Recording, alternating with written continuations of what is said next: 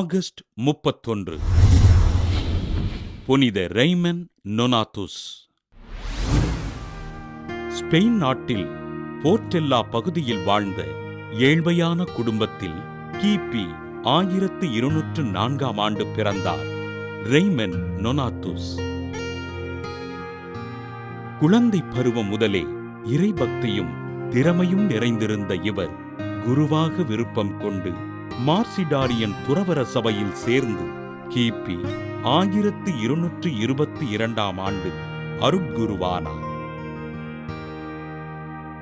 Moore இனத்தவரால் அடிமையாக்கப்பட்ட கிறிஸ்தவர்களை மீட்பதற்காக அல்ஜீரியஸ் பகுதிக்கு சென்ற இவர் அடிமைகளாயிருந்த கிறிஸ்தவ மக்களை மீட்டெடுத்து இறைவனின் பணிகளைச் செய்தார்.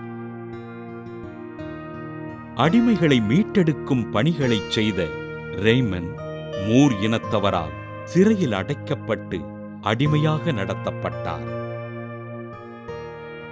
சிறையில் ஆண்டவரின் நற்செய்தியினை போதித்த அருட்தந்தை ரெய்மன் நொனாதுஸினை உதடுகளில் சிறை அதிகாரி இரும்பு கம்பியினால் துளையிட்டு கட்டிப்போட நொனாதுஸ் கடுமையான துன்புறுத்தல்களுக்கு உட்பட்டார்.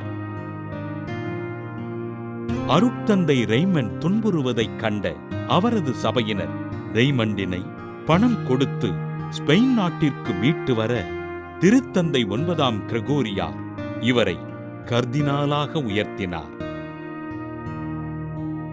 திருத்தந்தை 9ஆம் கிரகோரியாரின் அழைப்பின் பேரில் கர்தினால் ரெய்மன் நொனாதுஸ் ரோமைக்கு பயணமாக போகும் வழியில் கிபி 1240 ஆண்டு ஆகஸ்ட் 31 விண்ணகம் சென்றார்.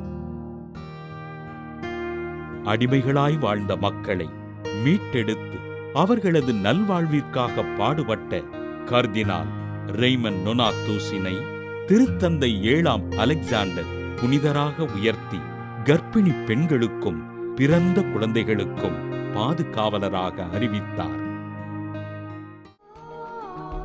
இன்று புனித ரெய்மன் நொனாதுஸின் திருவிழாவினை கொண்டாடுகின்ற நாம் குழந்தைகள் இறை ஞானத்தோடு வளரவும் உடல் நலத்தில் சிறந்து விளங்கவும் ஆண்டவரிடம் ஜெபிப்போம்.